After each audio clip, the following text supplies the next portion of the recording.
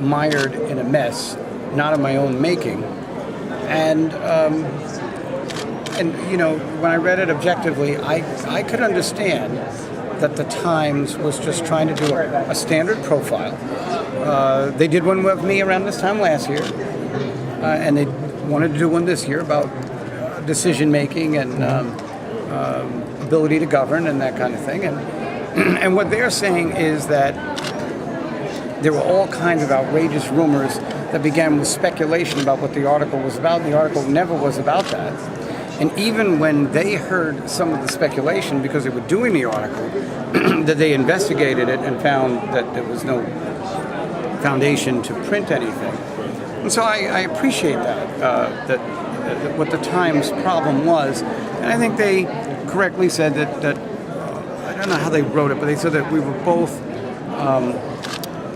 in a head-on collision of circumstance, that myself and the Times were. But I think the fact still remains that we're now into the fourth week of this kind of scrutiny, and the article hasn't come out. And I was interviewed for the article last Tuesday, and I'm just frightened that the boundaries of journalism are pressuring the Times. They got a lot of attention, and I know some of it they didn't want, but news outlets like attention, and they got a lot of attention over this article. And I wonder if it doesn't put any pressure on them to gin up some of the issues that they might want to discuss. Now, they thankfully, and I'd like to thank them, they did point out that both of my assertions in the media that I had talked to the political editor who told me that they weren't going in this direction, and also when I was asked questions, I wasn't asked questions about any of the hideous rumors. But I think my overall point is that maybe there isn't a journalistic responsibility at this time, but maybe the expansive technology and the immediacy of the ability to produce news on blogs, often unsubstantiated and unsourced. Maybe we've got to, maybe it's not the Times, maybe we all just have to take another look at what journalism ethics is, because I would never want another human being to go through this kind of hysteria. That none of it true. That I was besieged by in the last few years. Thank you, Governor.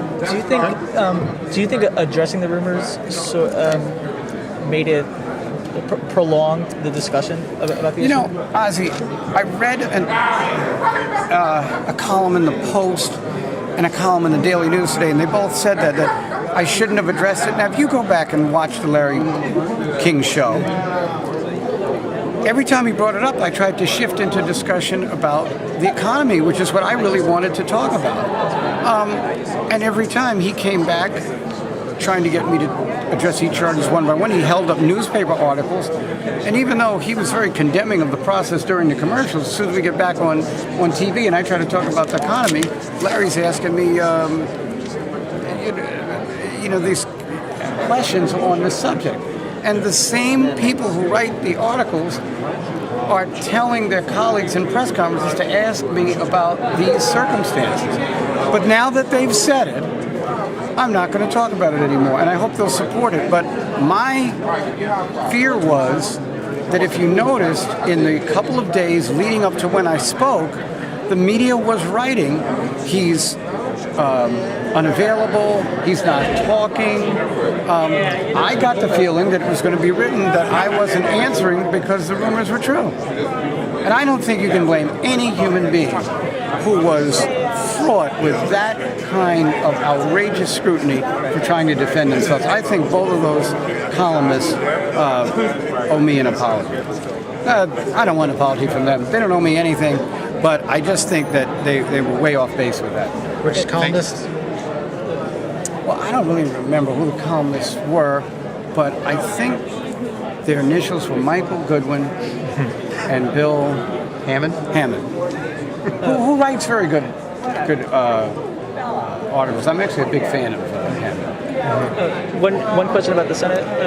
You mentioned that that women weren't represented proportionately in the United States Senate. I think 17% rather than the 50% of the population. I was wondering if that argument is actually stronger in the case of African American or Latino candidates, that they're not represented proportionately in the United States Senate. That's right. That would be right. I looked at a couple of candidates who were African American and Latino. It's really kind of a cross list. You want to get someone who is in the percentile of what you think are the best candidates, and then if you can get that, if you can make sure that there is representation from around the state. That's what I did in the end. And any thoughts about tonight's event? I think you're going to be there, the Attorney General, the Senator, and Harold Ford. It seems like a very interesting mix to put together in arm's distance of each other. As long as when I ask the Attorney General to pass the pepper, as long as he passes it, we'll have a wonderful evening. Thanks, guys. Thank you. Thanks.